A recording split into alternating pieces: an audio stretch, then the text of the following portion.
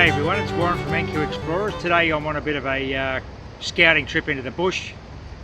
I'm looking for an old hotel, a 6-room sort of hotel that was first licensed in October 1864. There's tantalisingly little information available on this site, so I'm pretty keen to have a look around and see if I can find it. It's on this creek line behind me, and it's in one of two locations that I've isolated. So it's either upstream that way, about 1 kilometre, or it's downstream that way, about 800 metres. So it was on an old road that was a main road, a coach road. The problem was with the hotel, from what I understand, it wasn't terribly successful because it wasn't a coaching stop. Cob and Co just went straight through. The horse changes were sort of either side of it, and I guess consequently it wasn't that well patronised. And I don't know how many years it lasted, but it did open in 1864. And that was prior to any railway lines in the area, so it was all Cob and Co coaches. It was all coach line, stagecoach. So what I'm hoping to find today is a couple of relics from the 19th century, even if I don't find the actual site of the hotel, because some modern development has encroached on the area. On this creek line. But we'll head up the creek, we'll go upstream first for about an hour, see what we can ping up there. If that doesn't work out, we'll jump back in the Land Rover and I'll go back round the other way, downstream to another site where we've got another chance of some 19th century relics. It could have been either there or up here. The reason being that I'm not really sure where the old coach road was originally. But either way, there would have been activity along this creek line because it's permanent water back in the 1860s, 1870s, 1880s. So there's a chance at a relic from that period. That's what I hope to find. If we're really lucky, we'll find the hotel site. So let's get into it. Okay, I've been going about 10 minutes upstream. Here's my first hint of possibly some 19th century relics. It's not anything special, but it's very old copper. As you can see, it's folded copper. It was about 8 inches down in this hard-packed clay. I'm up on the flood benches on the creek because I haven't had a go at the creek base itself. I might do that on the way back down to the car because there's going to be years and years of depositions of floods in there, and the relics could be very, very deep. And I've only got the I've got the Nell 9.5 inch sharpshooter on the AT Max today, so I'll stick with the areas where that coil excels. Up here on the flood benches. But anyway, that's not a relic as such, but it's definitely old copper.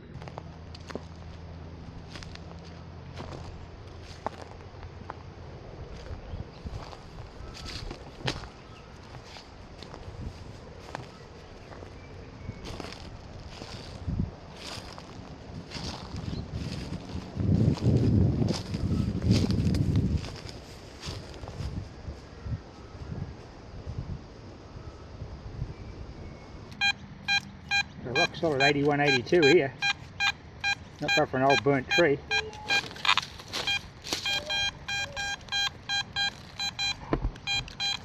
It's only small and shallow according to the max. I'll get a little spray through and dig. Might have a go with a pinpointer actually, it'll probably be detectable. Here it is. And it's a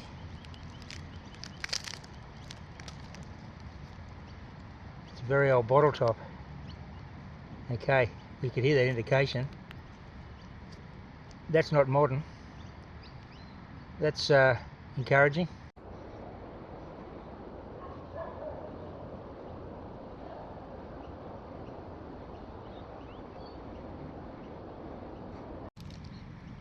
Well, I've got my first 1800s relic. It's just lying in the leaf litter. The detector hit it. Look at this. It's a very old 19th century spoon. That is a ripper. I'll get a hallmark off that and we'll get a date because it'll have a date letter. I'm pretty stoked. I might be on the trail. I haven't found the pub, but if I'm finding things like that, that is really solid, heavy casting. It's just lying on the surface there. Maybe it's been washed down the creek. Probably worth getting in that water actually. Might do that another day. I'll let Colleen do that. But over here, this is a broken base, an old glass. Very thick glass also, look at that. Okay, we could be getting close to the old coach road and the possible hotel site from 1864.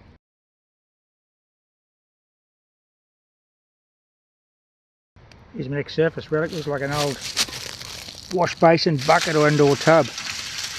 Yep. More encouraging signs.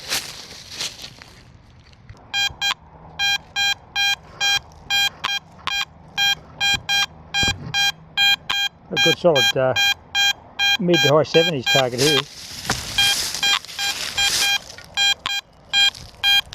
We're jumping into the low 80s. We'll have a dig here and we'll see what we get. Indicating it's 15 centimetres, 6 inches in the old money. That's assuming it's a coin size object. If it comes off in this first scrape, probably just a bottle top. But perhaps it's buried deeper in the old creek bank here, indicating that it may be older. Now look at that, that's interesting. It's out of pinpoint range and I've got that on maximum sensitivity, 3. Okay, we'll get some of this clay out of here and loosen it all up, see if we can pop the target out that way. And we might be able to get on the pinpoint in there.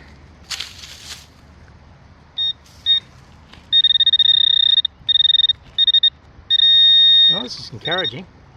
As you can see, I'm about 3 inches, 75mm or so into this hard packed riverbank or creek bank clay. Of course, it's going to break my heart and be a bottle top. Okay, it's out. I didn't see anything come out, but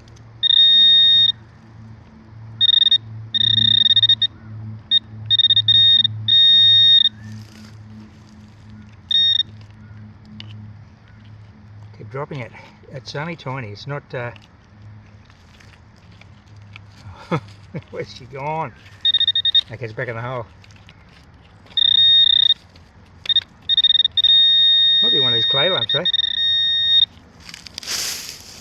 Okay, let's have a look here.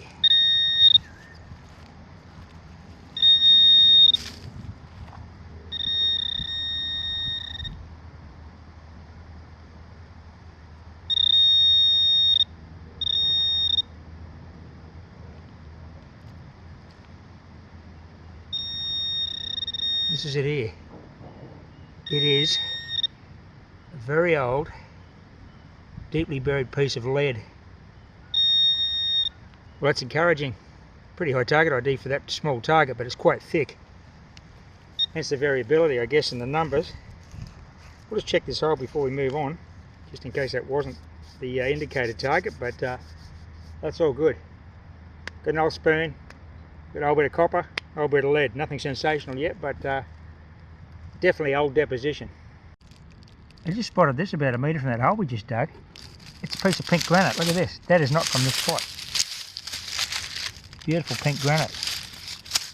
From further west, been quarried further west, maybe coming on a bullet tray or something. Going somewhere. Definitely not part of this creek line. Well, I still hope I'm heading to what I call Site A, which I think is about 250 metres in this direction. Can't be far off now.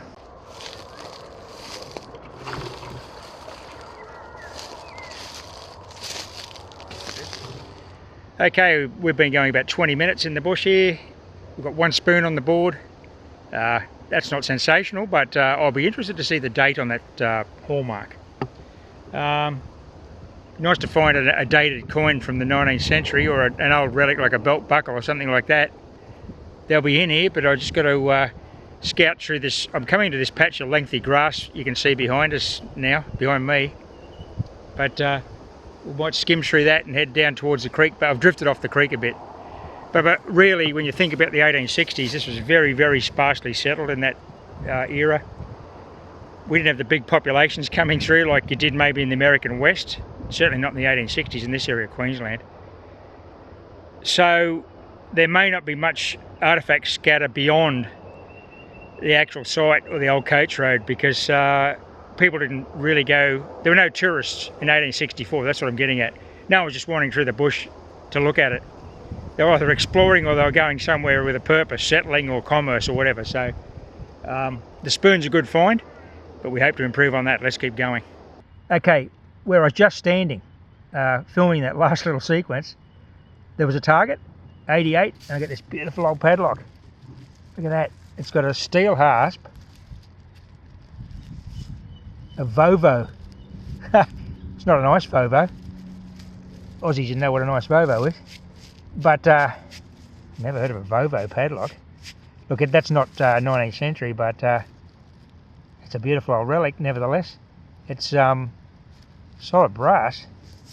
You know, that's probably obviously 20th century, but Vovo, I'll look that up.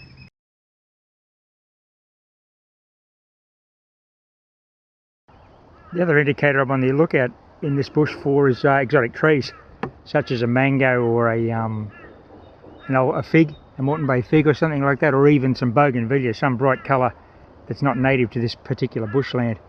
Often that's an old house or an old establishment. Got another nice I-80s target ID in this material I've dug out.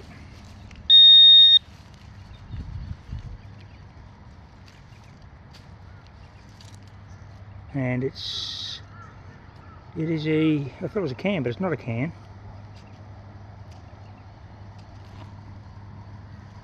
Now, this might be an old piece of decorative tableware. Looks like it's been fire damaged, doesn't it? It's got some sort of well, this isn't too bad. I want to clean this up and we'll have a look at this.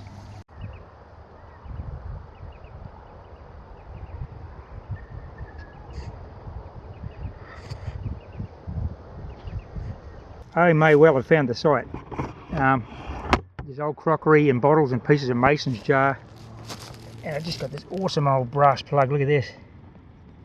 I'm going to say that's out of the hotel laundry tub. That's beautiful. That is old. Okay, well, we'll have a scratch around here. As you can see, look at this old crockery here. Look at that. Beautiful. Bit of blue stuff.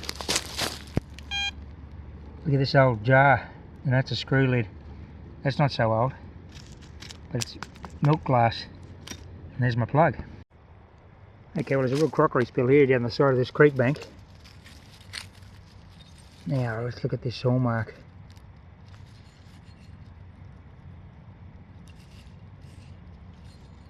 Little delicate teacup. Maybe here's an interesting relic.